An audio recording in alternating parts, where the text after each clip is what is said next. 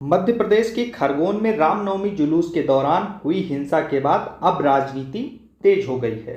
हिंसा को लेकर मुख्यमंत्री शिवराज सिंह ने सख्त रुख अपनाया है और आरोपियों के धरपकड़ के साथ उनके घरों पर बुलडोजर भी चलाए जा रहे हैं। इसको लेकर ऑल इंडिया मजलिसे इत्तेहादुल मुस्लिमीन प्रमुख असदुद्दीन ओवैसी ने उन पर हमला बोला है और कहा है कि वह एक वर्ग के ही लोगों को प्रताड़ित कर रहे हैं। पिछले दिनों मप्र के मुख्यमंत्री शिवराज सिंह चौहान ने कहा था कि रामनवमी के अवसर पर खरगोन में हुई घटना दुर्भाग्यपूर्ण है। मध्य प्रदेश की धरती पर दंगाइयों के लिए कोई स्थान नहीं है। यह दंगाई चिन्हित कर लिए गए हैं, इनको छोड़ा नहीं जाएगा। आगे सुनिए उन्होंने और क्या कुछ कहा था। रामनवमी अभूतपूर्व उत्साह के साथ मनाई गई, लेकिन खरगोन में दुर्भाग्यपूर्ण घटना हुई है। दंगाई छोड़े नहीं जाएंगे, कठोरतम कार्रवाई की जाएगी। मध्य प्रदेश की धरती पर दंगाइयों को कोई स्थान नहीं है, चिन्हित कर लिए गए और केवल कार्रवाई का मतलब जेल भेजना नहीं है।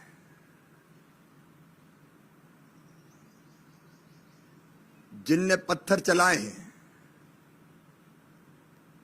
संपत्तियों को नुकसान पहुंचाया है,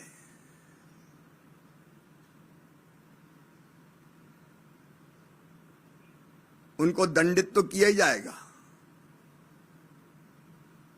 लेकिन चाहे सार्वजनिक संपत्ति हो चाहे निजी संपत्ति हो, जितना नुकसान हुआ उसकी वसूली भी उनसे की जाएगी। मध्य प्रदेश पे हमने लोक एवं निजी संपत्ति को नुकसान का निवारण और नुकसानी की वसूली अधिनियम पारित किया है।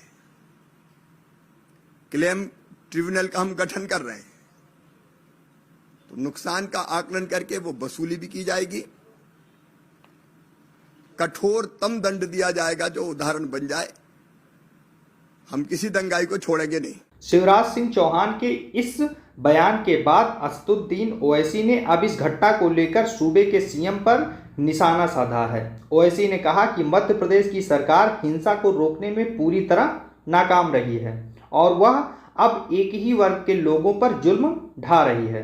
कहा कि अगर किसी ने कोई गलत काम किया है तो उसे पकड़कर जेल में डालना चाहिए। किस आधार पर बुलडोजर चलाकर उनके घर तोड़े जा रहे हैं, सुनिए ओवैसी ने शिवराज सिंह पर क्या क्या हमला बोला।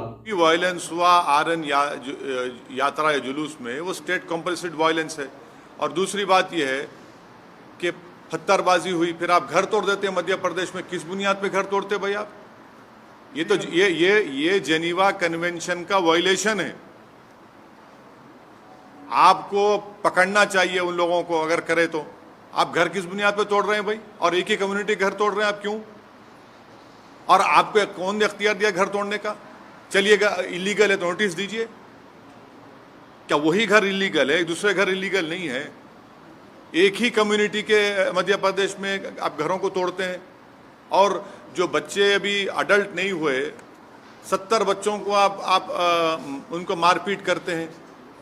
और फिर दुनिया ने वीडियो देखा कि महिलाओं को, ज़ईफ महिलाओं को, बुजुर्ग महिलाओं को, 70 साल की महिलाओं को आप उनको मार के हाथ और पैर तोड़ देते हैं उनका। पुलिस तोड़ती है उनका, मध्य प्रदेश पुलिस। यह आप काम कर रहे हैं। राजस्थान में हुआ, क्या कर राजस्थान कांग्रेस सरकार? भाई आपकी सरकार ने उनको परमिशन दिया। जब परमिशन आप देते हैं तो कैसा वायलेंस होता है? फिर घर जलाए जाते हैं, वहां पर दुकानें जलाई जाती हैं, टारगेटेड घर जलाए जाते हैं राजस्थान में, कर्नाटक में होता है ये। तो ये पूरे कंट्री में इतने 6-7 प्रदेशों में अगर हो रहा है तो ये देखिए, ये एक ऐसा नहीं है, पूरा प्लानिंग से हो रहा है ये। और आप टारगेट कर रहे हैं वो मुस्लिम माइनॉरिटीज को। सिर्फ क्यों कर रहे हैं भाई मुस्लिम टारगेट? आप पहले आप बोलते हिजाब नहीं पहन सकते, सेकुलर स्टेट है। गोश्त नहीं खा सकते, सेकुलर स्टेट है क्या? फिर आप कानून बना देते फिर उसके ऊपर।